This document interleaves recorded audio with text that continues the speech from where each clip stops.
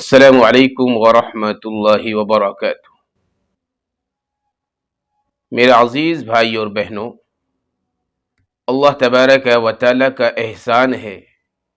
کہ اللہ تبارک و تعالی نے ہمیں دنیا کے اندر پیدا فرمایا ایمان کی دولت کے ساتھ،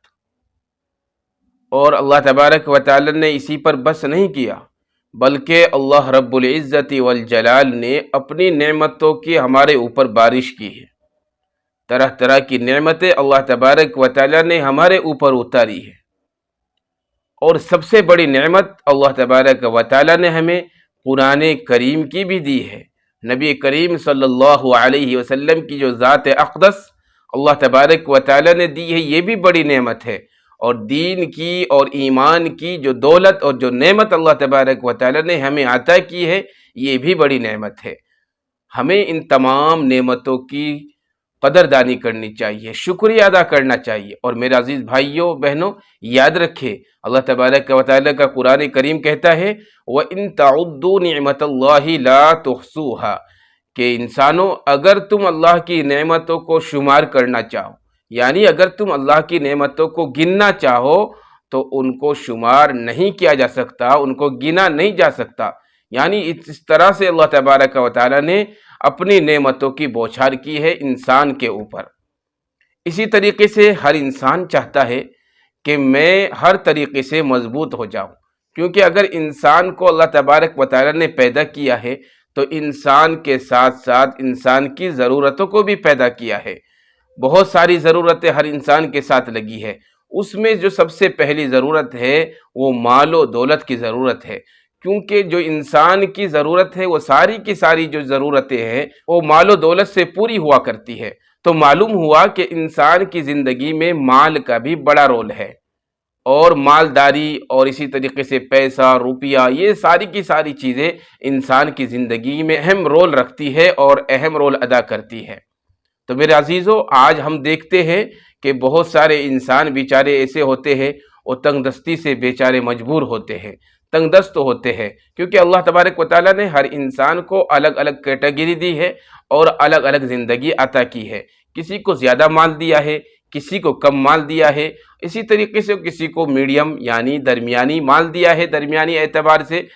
یعنی کہ ہر انسان کو الگ الگ طریقے سے اللہ تبارک و تعالیٰ نے رزق عطا کیا ہے۔ لیکن آج ہم دیکھتے ہیں کہ بہت سارے انسان اور ہمارے معاشرے کے اندر بہت سارے لوگ ایسے ہیں جو اپنی تنگ دستی سے بیچارے پریشان رہتے ہیں، اور بہت سارے مالدار بھی ایسے ہیں جو اپنی مالداری سے پریشان رہتے ہیں۔ مالدار یہ کہتے ہیں جی ہماری کمائی میں برکت نہیں ہے اور ہماری کمائی ہمارے لیے پوری نہیں ہو رہی ہے۔ غریب کہتا ہے کہ ہمارے پاس تو ہے ہی نہیں، اور تنگ دست کہتا ہے کہ ہم مجبور ہیں۔ تو میرے عزیز بھائیوں اور بہنوں، آج میں آپ کو مالدار ہونے کی جو چابی ہے وہ بتاؤں گا، یعنی کہ جو مال کا خزانہ ہے اللہ تبارک و تعالیٰ کے یہاں، اس کے اندر جو چابی لگتی ہے، یعنی جس چابی سے ہم مالدار ہو سکتے ہیں، جس کو ہم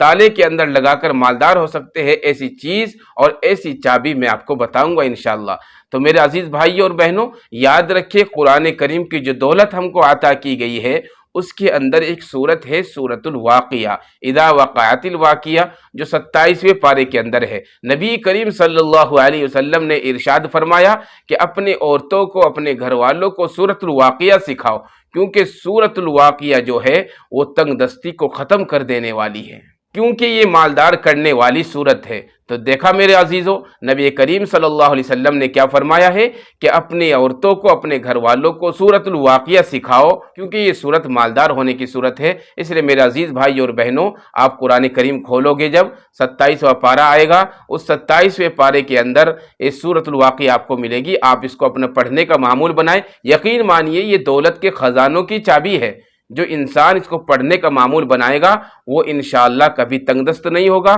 اللہ تبارک و تعالیٰ اس کے اوپر فقر و فاقہ کبھی نہیں پیدا کرے گا، اور اسی طریقے سے اللہ تبارک و تعالیٰ اس کی تنگ دستی کو بھی دور فرمائے گا۔ تو سورۃ الواقعہ ہے، خاص طور سے مغرب کی نماز کے بعد اس کو پڑھنے کی اپنی عادت بنائے۔ ہماری مائیں بہنیں بھی اپنے گھروں میں سورۃ الواقعہ پڑھیں، ان کے سورۃ الواقعہ پڑھنے سے ان کے جو خاوند ہے، ان کے جو شوہر ہے، جو مال ہے، ان کا جو رزق ہے، اس میں برکت ہوگی، اور جب برکت ہوگی تو پورے گھر کے اندر برکت برکت ہوگی۔ اس لیے اگر کوئی یہ چاہتا ہے کہ میں مالدار بن جاؤں، میری تنگ دستی ختم ہو جائے، تو اپنے نبی صلی اللہ علیہ وسلم کی زبان مبارک سے نکلے ہوئے جو الفاظ ہیں ان پر عمل کرے، ان کو دیکھے، اور سورۃ الواقعہ جو قرآن کریم کے اندر سورت ہے 27ویں پارے میں، اس کو مغرب کی نماز کے بعد